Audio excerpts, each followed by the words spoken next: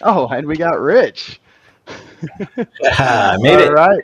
Hello and welcome to episode 45 of the CIS and Senteon webinar series. And we officially have CIS with us. Rich is back from his trip.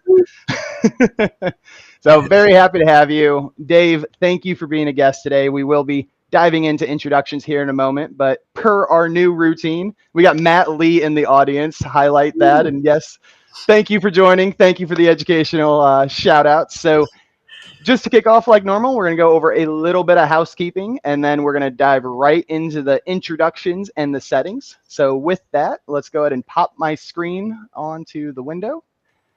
And really quick, the next presentation I'll be doing is hosted on InfoSec Live. We will be reviewing the CIS benchmarks and how that matters to the larger picture as a whole, while this series rather, is more focused on the granular settings. So that is coming up next week on Tuesday with Simon from InfoSec Live. At the end of the month, Senteon and obviously myself will be holding a hardening workshop at ChannelCon for CompTIA. If you are out there, please reach out. Hopefully you want to come learn about some more hardening stuff, but we will be giving a 45-minute workshop, so really excited to be doing that. And then just as the general reminder on how you can continue to stay up to date with Senteon and these webinars here, you can head to our website, senteon.co, and you can see all of the previous episodes here. Kicking off with Matt Lee, who already gave a shout out in the audience, but we got 1, 2, 3, and we're doing part 4 today. So really excited to dive into that. I do my best to do blogs afterwards, as you can read about the settings and learn at your own pace. Outside of that, as a thank you for joining the webinar series, you are welcome to sign up for Senteon and get a free evaluation. We actually have a freemium model here. So we take all of these CIS recommendations, we put them into a easy to use table format for you, and we show all of the crosswalks, what the settings are, and best of all, if you ever don't know what a setting is, you can click right into it, see the pathway, and straight from the CIS benchmarks, we provide the description, rationale, and impact. So shout out to CIS for providing all that documentation. I love that, Zach. Yeah, and something I am starting to do as a thank you to everyone in the audience for watching, you are able to kick off the free evaluation and use report generation, internal or external. Senteon's given this away for free as a thank you for joining the series. This allows you to see where all of your settings sit currently with CIS, and you can tailor it to the regulatory crosswalks. Excel export this right here, and now your partners have a better idea of where they are today and potentially a new billable project for you. So Zach, let me take a guess. If you go back one slide, is that an F for some out-of-the-box configuration? This is an F. So by default, any Windows workstation, Windows server will come back an F. Why? Maybe we could ask Microsoft that question. But very awesome. And that is housekeeping. Let's get to the stuff we actually want to talk about today and meet Dave. Dave, welcome. Hi, thanks for having me. Awesome. So I got to meet Dave probably about a few months ago. One of the first people I got to meet via the Tech Tribe, a great community for MSPs to get to know each other, learn about the new trends, everything going on. But Dave, you're extremely technical. You picked up all of these configurations right out of the gate. You've been great to work with, but please, if you don't mind, give an introduction of yourself. Sure. Thanks for having me. I am showing up from Minnesota. I work with Emerson Technologies. We're a managed service provider in the Twin Cities area. Been around for longer than I'd like to remember. My origin in technology was on the software development programming side. I was around and started getting into security when the Code Red and NIMDA scares came out long ago. I was a programmer on the network and suddenly discovered, hey, wait, this isn't right. There's something on our network here. So talked to the sysadmins and well, we've got that figured out, and then just kind of slowly been moving more and more to the sysadmin side until joining Emerson Technologies and kind of doing the MSP thing full time. So you started Excited. very much, working on the screens, banging keyboards, and you're not giving yourself enough credit. You are the business owner over at Emerson Technologies. No, I'm not the owner. I'm in when the senior leadership along with Phil Emerson. He's the owner, but we work solidly together and have for quite a few years. So Nice. it's awesome to hear. come and join you guys, and it's been fun kind of digging into Senteon and seeing what it can do, and putting it to use and trying to help our customers get more secure. Dave, I know you want to make this section quick so we can get into the heart of the matter, but what's your experience with CIS? So we've got a number of clients in different verticals that are just that they're constantly reaching out of where that they want to make sure that they're securing their data and their customers' data as much as possible. And we're finding that there's a lot of people that have tried to come up with a homebrew security posture, security solution, and it's really not. Most of what they're finding is not relevant. It's copy and paste from some Google articles that are usually 10, 15 years old, and it doesn't really apply anymore. So we're regularly kind of introducing them to CIS and saying, hey, here's a great, pretty straightforward way to start dipping your toe into getting more and more secure. And as you mature as an organization, you can delve into it that much more. Yeah, I love that, Dave. And I feel like CIS really provides that roadmap through the CIS controls to make sure you have all of your bases covered. And it gives you kind of that prioritized list to be able to spend money where it's really critical and not spend money on lower priority items, which, for a lot of organizations, that's very important. And Matt, we see your comments. Mr. CIS in the peanut gallery. Thanks for joining, Matt. Love you, buddy. Matt is being so subtle. He was a great season opener to the webinar series, and we're doing a lot of cool things in the background, creating a Rich, actually, I need to catch you up on. We'll be doing a CIS working group that is turning into a little bit of a Discord server community. So Awesome. We'll talk about that more as it goes live. But Dave, Rich, like we said, let's get into the meat of the episode and toss on the first slide here. So, Dave, you did talk about how you're using CIS today and how that's going. So this concept of hardening, you've been in the space, you've watched the transition. Is hardening something new, something that was forgotten? Where is hardening sitting on your priority list 10 years ago versus today? Sure. Well, I think hardening has always been there as a goal, as an ideal.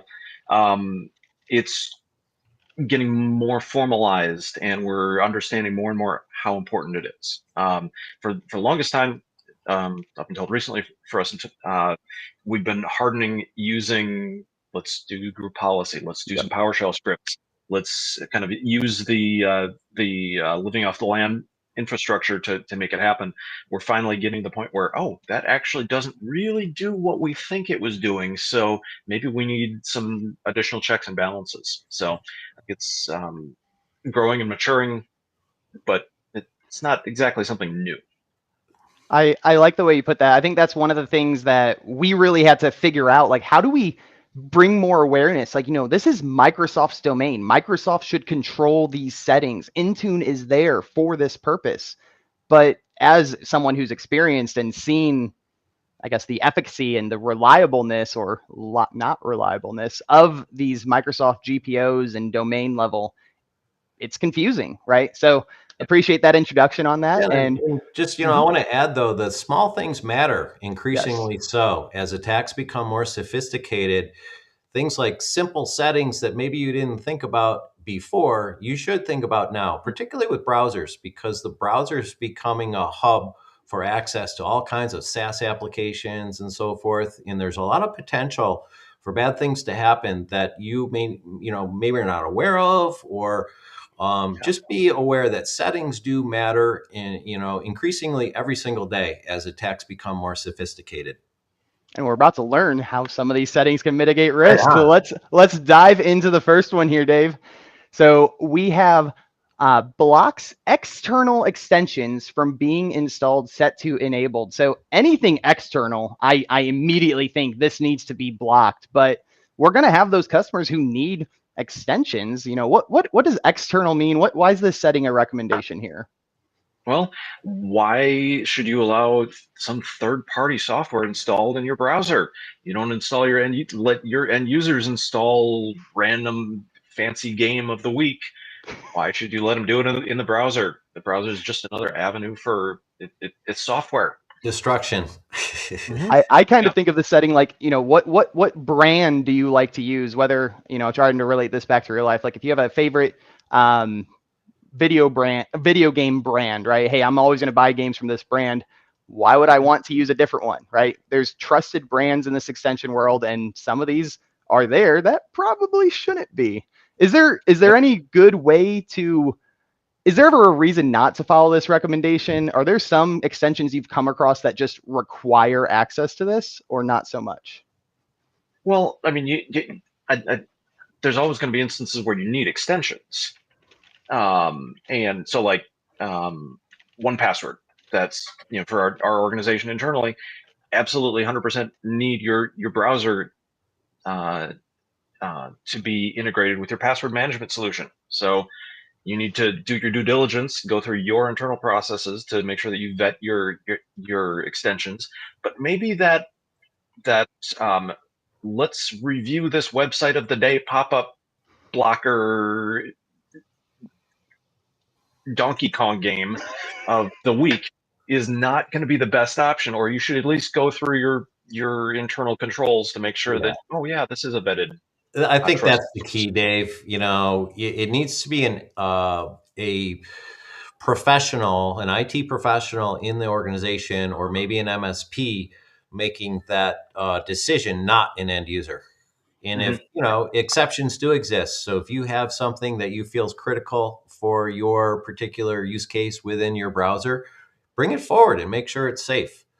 Yeah. Want to prevent shadow IT. Right on. I don't know if that will ever be 100% possible, but it should be everyone's goal. Dave, I know you personally, so I very much know you're a very mature MSP organization. So you are talking about processes and reviews. The general MSP that maybe is just starting down the security path.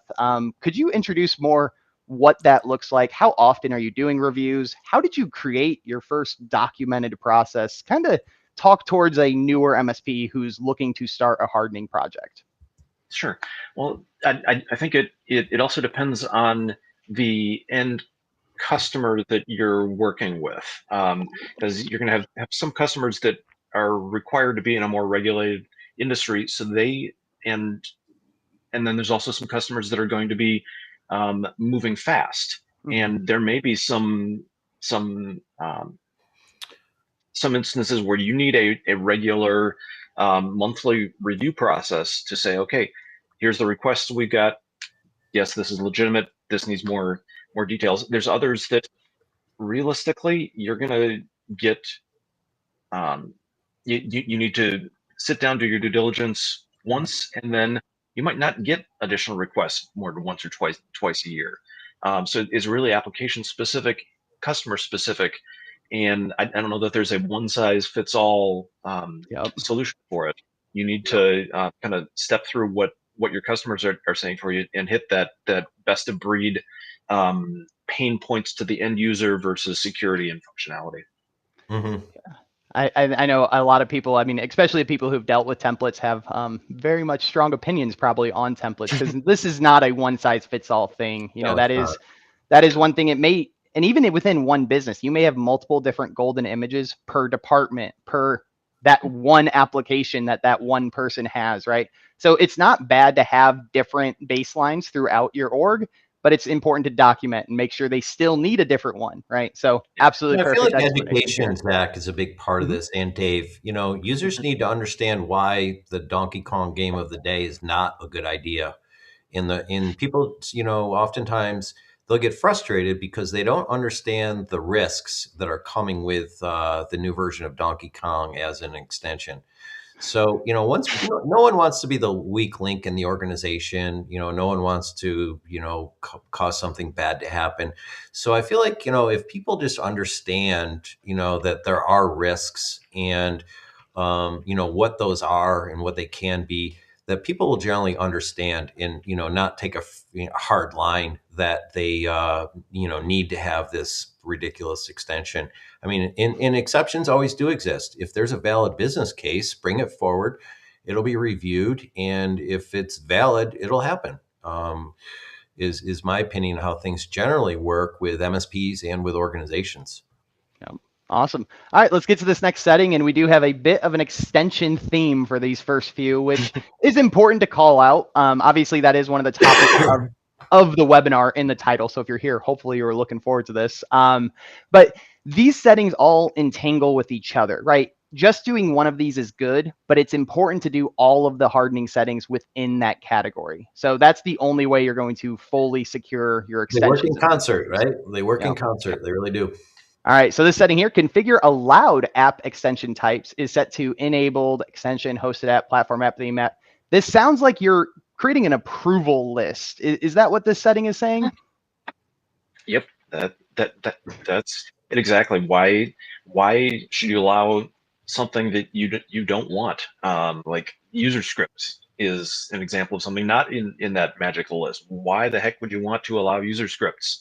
That just sounds like a very, very, very bad idea. Mm-hmm. Yeah, you're just kind of locking it down to a allow list.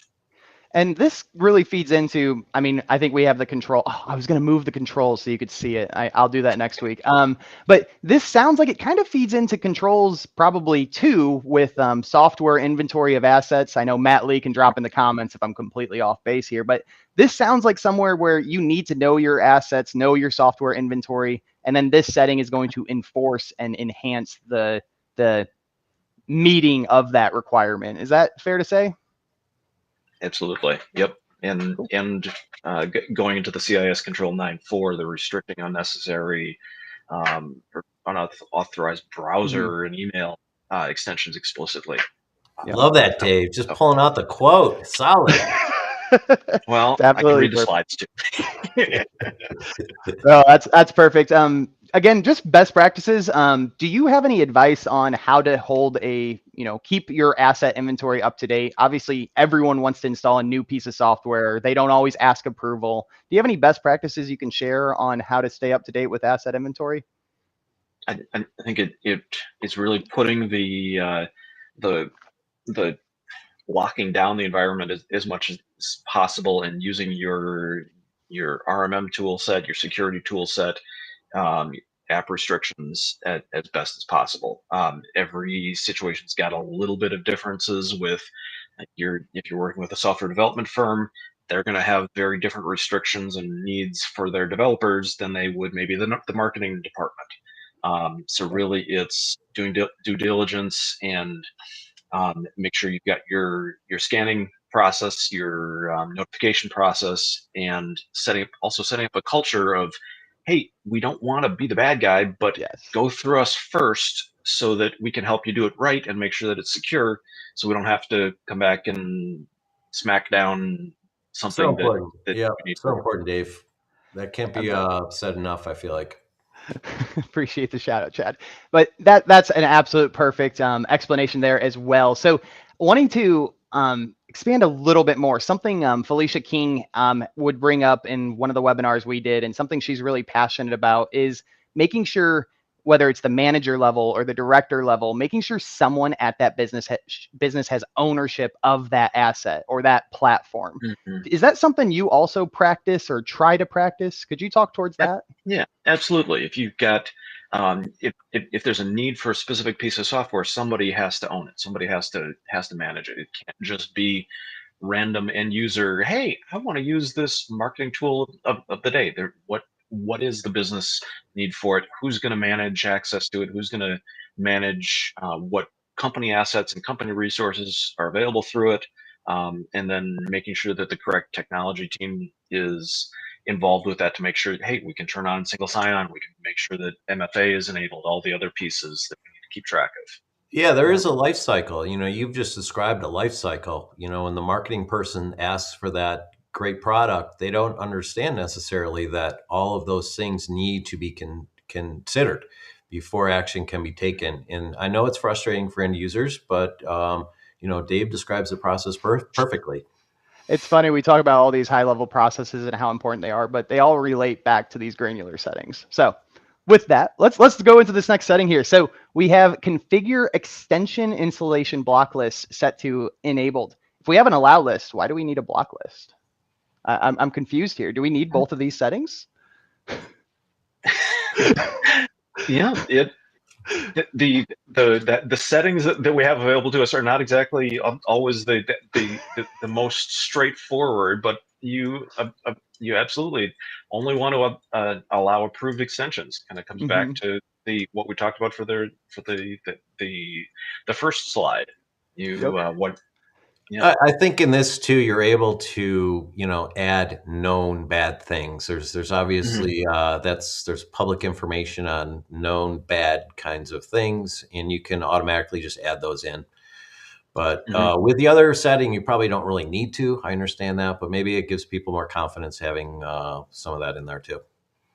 yeah, Yeah, doing it's the both. flexibility, right? I mean, do both, I think, is what obviously CIS recommends here, but I think the at risk least. Mhm. is that something that is falls within the category of the last slide slips in through that kind of heading possibly, and Mhm. this would be a way of excluding known bad things at least. Mm, yeah, Yep. I mean, like we said, these settings all feed into each other. So I might have asked that in a sarcastic way, but at the same time, these do matter to do both. So let's do this next one here. So default third-party storage partitioning setting is set to enabled and blocked. I know all about third-party cookies and everything like that, but Dave, could you explain the setting a little bit better for us? sure. Well, yeah. So we're exactly that, going into denying third party cookies, denying the ability for third parties to track your users across Have sites. There's any kind no of legitimate persistence, no business persistence. use for that. Yep. The if it's a if we're not talking first party cookies, we're not talking the website they're logging into. This is third party, and there's Yeah. no legitimate business need to have that turned on. So turn it off and don't allow that cross site tracking. Don't allow your data leakage. Yep. And I think another important thing here is it does talk about partitioning. So, one, making sure it's blocked, but two, making sure it doesn't bleed into other sensitive data, right? This is Hmm. automatically going to, I guess, categorize is one way to say this, but this is making sure certain things are not bleeding into each other. It's a way of Yeah, protecting an organization's IP as well, yeah. because if you're not, if anything that gets sent out of the organization that you don't have control over, which this sounds like that is to me, you have a risk of losing data. And you have a risk of that data going to a place that's maybe not as secured as your Exactly. own policies dictate. And that matters. Yep. I You think can also what we'd have to. advertise the tool set that you're using internally too, which no reason to do that. Nope. And I will note, I think there probably are some sites out there that do require third-party cookies. So I do, if you notice in the bottom right, we have level 2 there. So as a quick explanation of what this means, CIS does make their recommendations for browsers on level 1 or level 2. Level 2 is really made for the more security-minded businesses that can handle a little bit of disruption, right? So this is CIS basically warning you, yes, this is best practice to do so, but if you do this, there may be some sites that can't be accessed, right? There may be some end client frustration there. So I want to make sure we call out that this is a level 2 setting. Cool. All right, let's keep on grinding through. So the next one here is control. I'm sorry. Oops, I did not update the title here, did I? Or is this just the same setting? So block. Oh, sorry. Block third-party storage partitioning to these origins is Origins. set to configured. So this again is sounding like another known bad list. Is that what this is really getting at? Yep. Or yep, and kind of if you don't want to block all the third party sites from accessing the browser, here's your exception list. Here's Mhm. your if there's like you're mentioning, there might be some that you can't completely blocked. So Maybe share you're working with exceptions. a partner. Maybe you're working with a dev partner and you're sharing files in a secure space. That would be an exception that, may be acceptable. Yeah. I think this is a really good example too, because we do talk about, creating exceptions, documenting exceptions. It sounds like this is a complementary setting to what we just talked about, to where once you set the exception, it doesn't take, changing the configuration or changing certain things. You're just adding or removing things from a list to this specific setting. So sounds like this is a setting to make it a little bit easier to manage. Also adds potential Yeah. for configuration drift by adding things and not removing them in a timely basis. So you have to be careful for that. There you go. All right, let's go over to the next setting here. We got control manifest v2 extension availability is set to forced only. Again, I want to shout out here that this is a level 2 setting. So we do have some more secure setting recommendations in here. So be careful if you do take these recommendations. Make sure you do your testing. But Dave, any input you can share on this setting here? Well, yes, this one, I'm guessing we're going to see an update to this in the near future, saying that this is kind of referring to legacy the original manifest extensions, and kind of ensuring that your extensions are most up to date and they're secure. Now that manifest v2 is deprecated and going away and gone away for the most part, it's time for manifest v3. So it's just kind of kind of going back to some of the core controls and make sure that all your software is up to date. Right on. I would say that this will probably change to a level 1 setting as we do get that v3 version. But that's a good call out too, Dave. Obviously, full transparency. Thank you. You're a Senteon user. But I mean, before you had a vendor who was really keeping you up to date on these configurations and letting you know, hey, new recommendation out. We now need to do this. How did you manage this before having a vendor be kind of that SME? Was that possible? Is it what did that look like? It's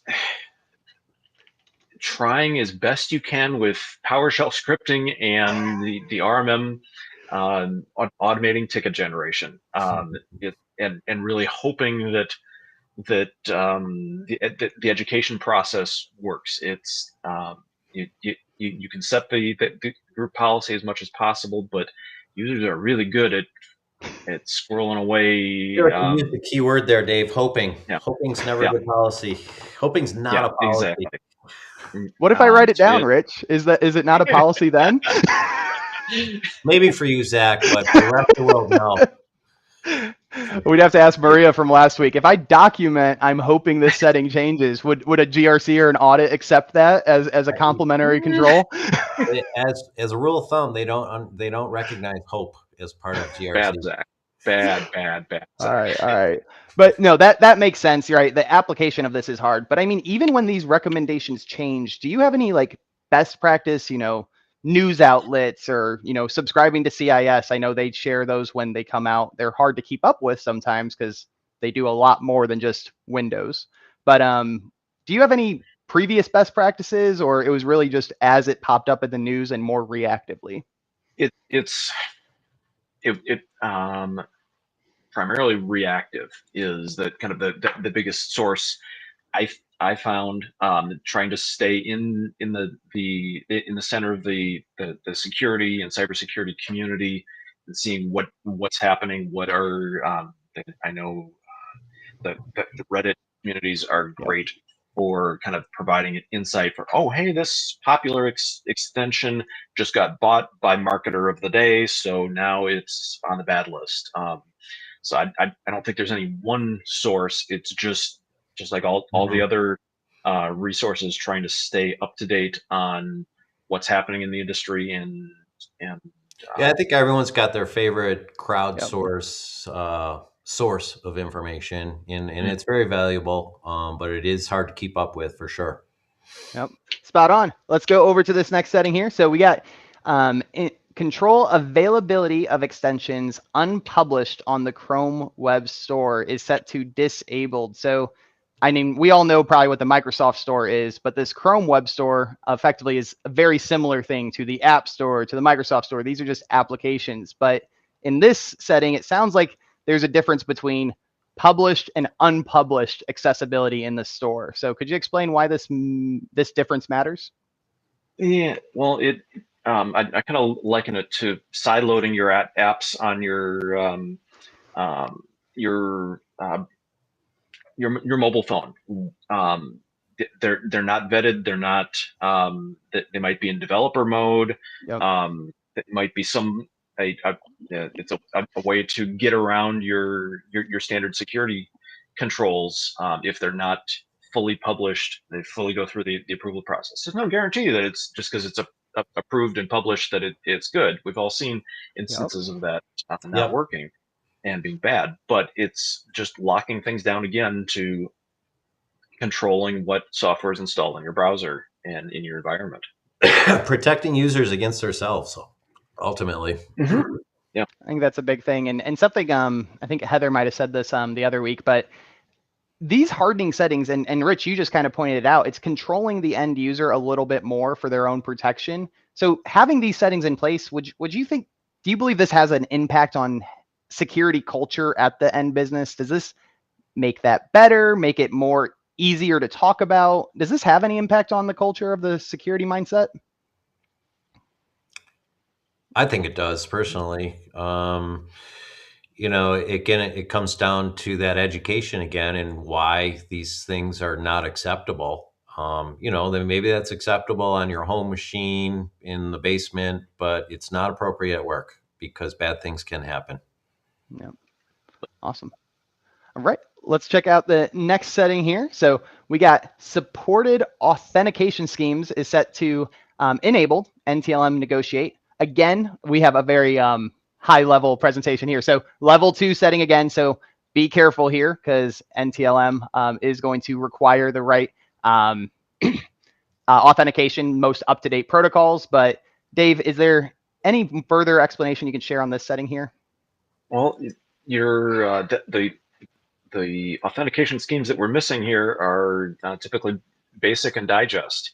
Yep. So those have no encryption, no security associated with them, or it's very easy to bypass. So we definitely don't want to allow users to, unless it's a legacy internal annoying application that you're always going to run into, you don't want to allow users to be passing any credentials over there because they're just simply clear text. Yep. Yeah, and we talk about often if we have that legacy system on the network and it does need to run and uses maybe clear text and stuff like that, you just need to really, put that behind some extra layers and, you can still protect it, but, until you can move to something more secure. But, every organization's got that system somewhere and you just really got to build those controls around it until you can improve the situation. I think this is a good talking point as well, Dave. Do you have any examples? You can maybe share a story of where a client had to have a legacy application or an outdated version of Windows to keep an application working. How did you handle that risk? And did you take any extra steps to segment that or any security steps? Sure. Yeah, we always run into those types of things. They're typically software that was developed internally, like maybe some control system or something like that's sitting on a legacy server. Jimmy developed the software 10, 15 years ago. It keeps working. We don't have the funds to extend it or redevelop it. So like when we run into those, we're going to put it behind a web application firewall or a VPN so that it's only accessible from known trusted IPs through that tunnel or through the on-site network. Yep. I can give you another example, Zach. It's someone that spends a lot of time in the medical infrastructure. Medical imaging systems all run on old operating systems that keep working, no problem, but they don't get updated. There's a lot of embedded systems in medical equipment and all across every industry that has that stuff. So it is important. Absolutely. And going back to a previous topic we said with documentation and reviewing, Dave, for these systems and Rich as well, like for these systems, do they have a higher review cadence or are they just kind of set it? We can't touch it anyway, so no need to review it. I think it depends on the situation. If it is a static system, if it's something that isn't changing, I mean, you need to still review, is this important? Is it still needed? But if it's not changing, there's not a whole lot to review. There's not anything you can do about it other than pinging the vendor, hey, did you actually fix your software so you're not running Windows 7 anymore? And just Or confirming on a regular cadence that those secure connections that you've built in are working properly, and there's not additional, connections that have tapped in without your knowledge. Perfect.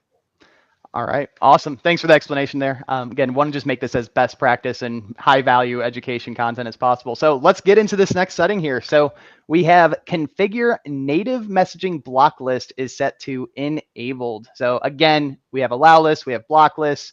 What's this talking about in this respect with native messaging? Yeah, so this is going into your plugins and extensions, kind of talking to your built-in native applications. And going back to one of the previous examples, 1Password is my password manager of choice. That's what we use at Emerson Technologies. When you click that little browser button, it's talking to your installed desktop application. You want it to do that because then you get all the wonderful functionality of that built-in desktop application.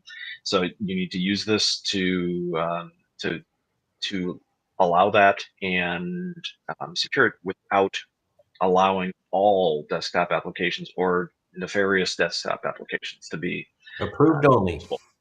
Yep. And I think the key thing to expand on that too is, you need to configure that to make sure it is allowed. If you don't configure this, everything will be allowed. That's why this is a level 2 setting, because if you turn this on, but you don't actually, allow anything, that's going to break a lot. So making sure if you turn this on to take the additional steps of outlining what's allowed is critical here.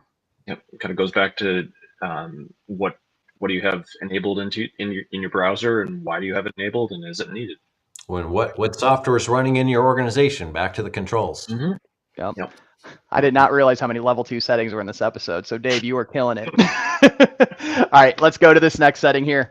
And I think this is the last setting of the day. I'm doing much better at managing my time after running over for the first 3 weeks. So kudos to myself there. I'll pat myself on the back here. But this setting here is a level 1 setting. So enable saving passwords to the password manager is set to explicitly configured.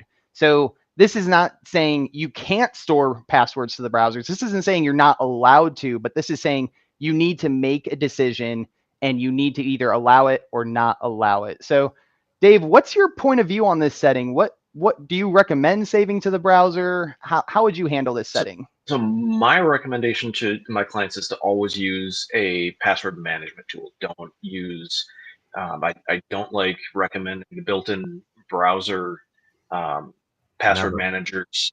They don't have the controls. They don't have the monitoring. They don't have the security that I want to see. But I would much rather have somebody use the password manager in the browser than use an Excel spreadsheet or a sticky note. So if I've got somebody that for some reason is just absolutely refusing to go there, then we'll talk about the using the browser password manager. But I really want to have a enterprise level password manager in play. We've got Matt on the audience, and this is Matt's favorite exploit, right? You step away, Dave, you get up and turn your back. Matt's sitting at your machine, navigating whatever he can. And if you have saved passwords in your browser, guess what? He's going there fast. So you just don't want that, in my opinion. I think that's a good point. And I think this is one setting that even the end client is going to understand without you really educating them on it, right? They may push back and be like, it's Google. I trust Google to hold my password. They hold everything else, right? I mean, I have Google Drive. Senteon has enterprise Google, right? But we still have Google Drive. Everything's there. It's easy to use. Why can't they also have my password? So I can see that conversation being a bit of a battle, but it sounds like you've had this conversation and typically they do understand the value of a password manager. Is that? Yeah. Once you kind of have a few of those discussions of why am I getting this email from you guys about showing up on Have I Been Pwned? Well, you're using the same password. So now let's talk about the wonderful functionality of a random password generator and not using Hello Kitty 123 as your Mhm. password of choice on every single website. And yeah, Big That's yeah, you spot cascade. can on. And I always reference this setting as well, right? We obviously have a 10-part series where we're talking about 10 to 12 settings every single week, but this is the setting that it seems like everyone knows about and no one wants to allow, right? So whenever I give a Senteon presentation talking about this, I'm like, hey, do you know about this setting? They always go, yes. Did you know there's another 100 settings you can do to secure your browser? And this is where I'm really glad to have guests like you to really bring education and bring focus to the greater 100 settings instead of just doing the one that you know about.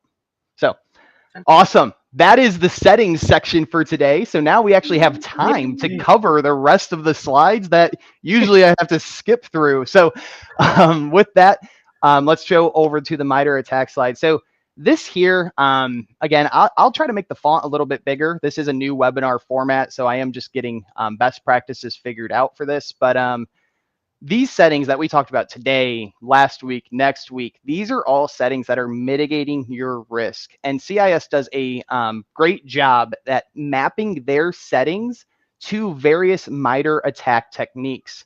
For those of us in the audience that are not familiar with MITRE, a MITRE attack specifically, these are rather attacker styles or attacker methods, right? That's probably the easier word than Common techniques. methods. Yeah, Common I like techniques. methods. But these are things that they will want to do and want to perform successfully, but will have a harder time with the settings we talk about in place. Yeah, So, I appreciate you giving CIS all the credit for that, but it's not really the case. We work very oh, closely with MITRE, and they help us just as much as we help them. So what CIS's position in our longtime relationship with MITRE is to use their knowledge and their framework, which is amazing, to kind of affect the priorities of our controls and what our controls are, and it shifts. We don't change, unfortunately, as fast as the techniques change, but we catch up quickly. And the relationship between CIS and MITRE is long and it's strong and will continue. And as these attack techniques evolve, we evolve at CIS and respond to those. And it really gives it's a great relationship, and it is so critical to what we do. yeah, awesome. That's more insight than I knew. So, appreciate that insight there. Glad to hear CI is working with No, we MITRE work themselves. directly with MITRE, yes, and Yeah, have I for a think that's long. how the community defense model, CIS CDM was probably put together. If you're not familiar with that, I'll drop it in the chats after the Amazing. show. But the CDM is really good at calling out, what are the key controls or key things you need to do right away, and how much risk is actually mitigated in a, I guess, quantifiable or percentage point type of Yeah, way. it's all about, everyone has limited budgets. I don't care if you're, a huge company or a small company. Everyone still has somewhat of a limited budget. So by really focusing on what the key techniques are that the bad guys are using and applying the CIS guidance on how to mitigate those attack formats, you're putting yourself in the best position, and you're spending money where it's appropriate in maybe reserving those dollars for lower priority items for the future. it's not just money, but spending time, because we Time, all have sure. very limited time. And if you go back to the good old 80-20 rule, what can you get the best bang for your That's buck it. out of? That's it. And if you ignore these attack techniques, they will bite you.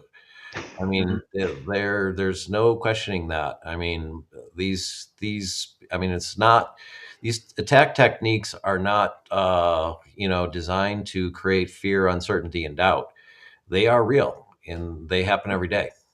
Yeah. Yeah. Awesome. Well, speaking of all these attacks, let's actually call out a couple here. Obviously, credential access, we know which setting that relates to. That's very obvious. The first one here with malicious software deployment, we talked a lot about extensions. If you Right do there. have an unauthorized or a, out of date extension, is that what that's referring to? Can bad actors take advantage of that and actually deploy malicious software? Oh yeah. Absolutely. Oh yeah. There's plenty of examples of that with, I remember back to some of the pop-up blocker and the kind of the uBlock Yep. extensions, they get either taken over, the developer sells the extension to somebody else. You never know what's being deployed in there if you're not Hey, going through your due diligence.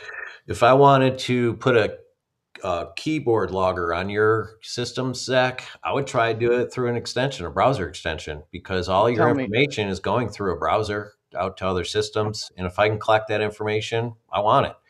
And I already give that to Grammarly anyway. No, no, you don't no, have to. those are good examples.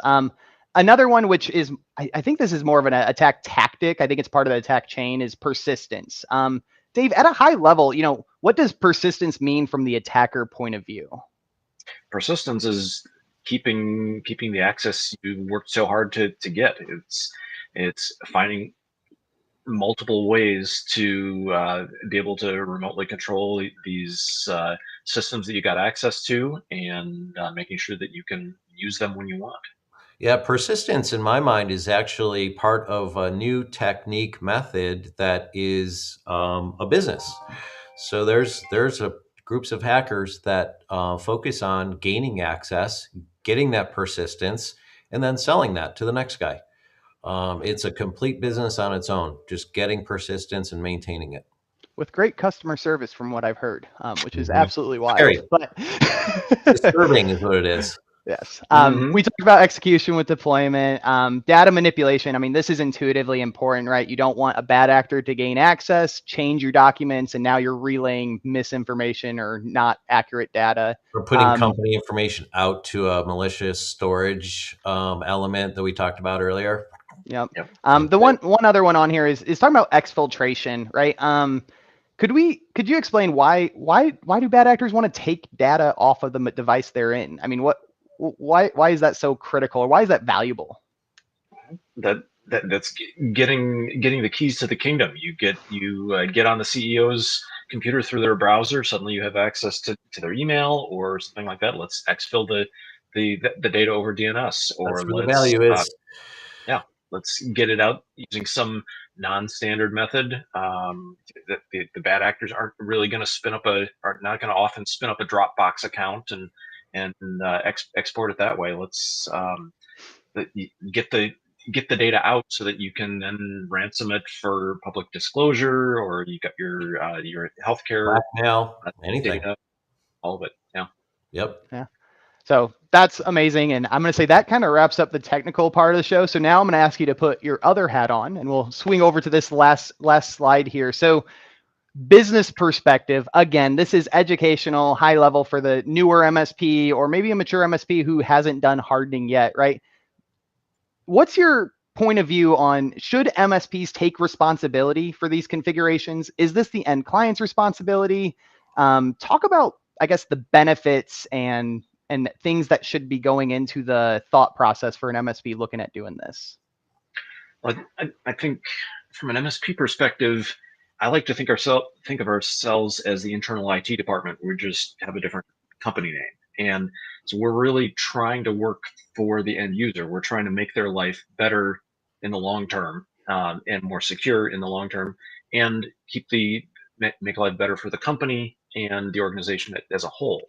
And if the MSP doesn't focus on this, who's going to focus on it? Because you are the technology experts, you're the security experts, you're bringing your expertise to the organization, so you need to lead that drive. There needs to be buy-in and strong support from the management, but it needs to be a core part of the offering from the MSP. Ultimately, if you are the partner, that the MSP running that infrastructure, something bad happens, whose fault is it? It's not theirs, it's yours.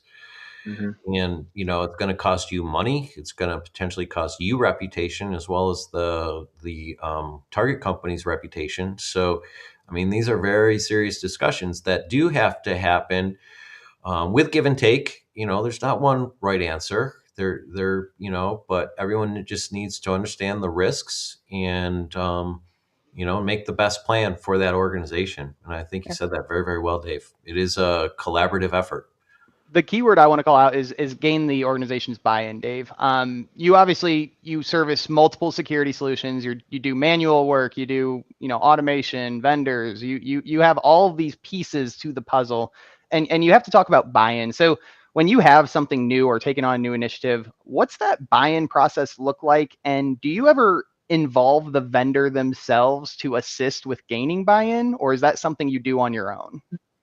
I think it definitely depends on the vendor and what the solution is, but we definitely involve as many resources as possible, because as an MSP, I'm not going to be I can't be as knowledgeable about every single piece of software, every single tool set as the vendor is. So I want to leverage the extensive knowledge from the vendor whenever possible. That said, And the I would vendor has to be public facing and appropriate to the client. Yeah, I would assume that also, say if there's a particular gap you're trying to fill with a point solution from a vendor, you're probably introducing 1, 2, or 3 vendors as options to your client, and ultimately they make the decision based on your support and as well. But there's multiple solutions that would be viable for any particular category at this point in time. Absolutely. Awesome to hear. A couple other points here. It does say operational risks in the bottom. When we talk about user impact, some of these settings can cause that type of disruption. Do you have any advice on kind of a rollout methodology of changing these settings? And even if you have a story on, a time you caused disruption and how you handled it. Well, I think that the biggest recommendation is dog food your own solution. Eat and live that tool set yourself. Try it out first yourself, so and your team knows what it looks like from the end user perspective. Until you do that, you have no business pushing it out to your It's all about hope, customers. it's not, right? It's all about hope. Yeah, We talked about exactly. that earlier. Yeah, you got to try it yourself, and then go through hopefully what is your standard process of, let's do a pilot project to walk through with the end user. This is what it's going to look like. Get some champions on site internally who can kind of help spread good words and good thoughts about this is why it's important, and kind of be an easy point of contact for end users. There's always going to be some things that break. Maybe you discovered somebody is using that password manager in the browser, and hopefully you didn't clear the password cache when you enabled it. That's a good example. Resets are easy these days, so I wouldn't worry about that. Yeah. The conversation about resets isn't easy though, Rich. Yeah. Easy for me to say, I get it. Passwords resets are easy as long as that person is not the admin for that one special account that requires talking to support. And hopefully they didn't have their Bitcoin wallet on there. There you go. So that's perfect. And I'm realizing I forgot to ask my icebreaker question at the start of the show. I knew something felt off because I skipped it. But Dave, what is the most interesting place you've ever taken a customer phone call? Most interesting. Let's see. That should have. That's a stumper right there. Ski lifts, maybe. I know Matt Lee was sharing on a bike ride. Maria was in a library. I'd have to go with ski lift personally, but it's been a long time since that happened. Probably at a park out with the family, just kind of enjoying the late afternoon, evening. Probably out at just a city park. Get a phone call. Hey, this random piece of technology isn't working for some reason. They don't call the help desk. They decided to why call the help desk when you can call Dave? Yeah, it's like sometimes it's hard training end users, but I think if I'm remembering the situation right. There was some password reset or something like that. And of course, I don't have a laptop with me when I'm at work. Sure, I can open up a ticket for you and get somebody on it. Why not? Yeah. You send the message right after, and that ticket's still made by someone else at least. No, that's perfect, brother. I So think that raises a good point, Zach. Burnout's a big issue in our industry, and you do need to disconnect. Use me as the example. I just spent a month on a boat, coming back refreshed, and Nice. we had sat comms on the boat, and I never checked anything, and it was difficult for me. So sorry about that if you're trying to find me. No, I think that's perfect. And Dave, we have about a few minutes left, and then I'll just wrap up. I mean, is there any key closing thoughts that you really want to leave the audience with? Anything you want to just share? I think that the biggest is getting a toehold into starting this process and starting to get secured is much better than just thinking about it. You've got to start somewhere. And the all of the CIS benchmarks and the controls, they're a journey. They're not something you're going to get implemented in a week, in a month, in 6 months. It takes a lot of thought, a lot of work, and a lot of effort, but getting started with it is only going to improve your security posture. It's only going to improve the security posture for your customers. And you gotta start again with that 80-20 rule. There's a lot of things that will hit the biggest bang for the buck. It's easy. I would disagree just slightly, Dave. I do agree with the concept of what you're describing, but Senteon really takes that journey and shortens it very, very nicely. It is still a journey. Endpoint security, yes. But it's always a journey. So far, I haven't gotten Senteon to write up all my policy documents. Yeah, what are you doing? You're telling me you want AI to get integrated with all your GP? I don't think that's a good idea. Next year. Senteon definitely helps speed up the process immensely. No, I appreciate the shout out there, Rich. But no, Dave, those are great closing thoughts, right? This Senteon is the anti-template approach. This 80-20 rule, we don't want to change 1,000 GPOs right away, let alone that's just talking about control 4, right? This is 18 controls, 18 key steps, prioritized list, however you want to call it. But don't do all of it at once, right? You're not going to get a pen test before you know your asset inventory. That doesn't make sense. So, but very much, Dave, thank you for coming on. You've been an incredible guest. Rich, I'm going to give you the same chance because I actually wrapped up like on time. Any just closing thoughts from you before I do my wrap up? Oh, I'm just super happy to be back. It's great to meet Dave. This is my first thing with Dave, so hopefully we can do more. Yeah, just glad to be back. I did have a long vacation, but I'm back and ready to go. And if anyone wants to hit me up for anything, you know where to find me, right on the screen there with somewhere on the screen. Maybe the next slide. We'll toss your LinkedIn in there. I changed the slides, so let's full screen this. I'll do my wrap up. So we are here weekly. We do this every Wednesday at 1 p.m. Eastern. I say that as I'm realizing I am actually flying next week, heading back to Indiana. So I will be holding the webinar next week with Brian Reese, a professor out of Penn State, who is also an MSP owner. And that will be on Thursday next week. So you will not see us Wednesday. Just keep that in mind. These episodes are all, like I shared at the beginning, on our website, senteon.co. Head to the YouTube channel, and you can see all the recordings. I am working to make more bite-sized content, and you can see that based on my profile or the YouTube Shorts. So that will all be coming. And again, as a thank you for everyone who watches the webinar, Senteon does provide free assessments to anyone who lets me know they watch this. Internal, external, get a feel of where you currently sit with your security posture, and then make a decision if you want to attack this manually or leverage Senteon, right? This is all free resources that we want to provide you and give you the tools you need to be successful. So looking forward to Brian next week, JP and Derek. I mean, this is going to be a fun month to close. Dave, Rich, great to have you both here. And I will talk to you guys whenever we want and see everyone else next week.